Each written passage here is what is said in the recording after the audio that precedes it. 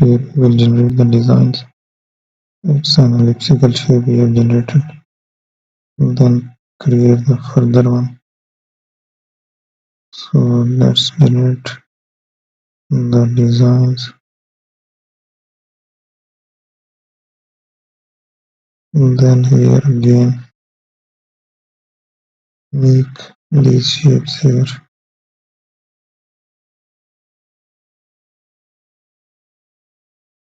So there we have.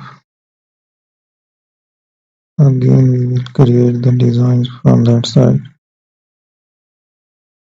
So we make the other shape with different design and structure there.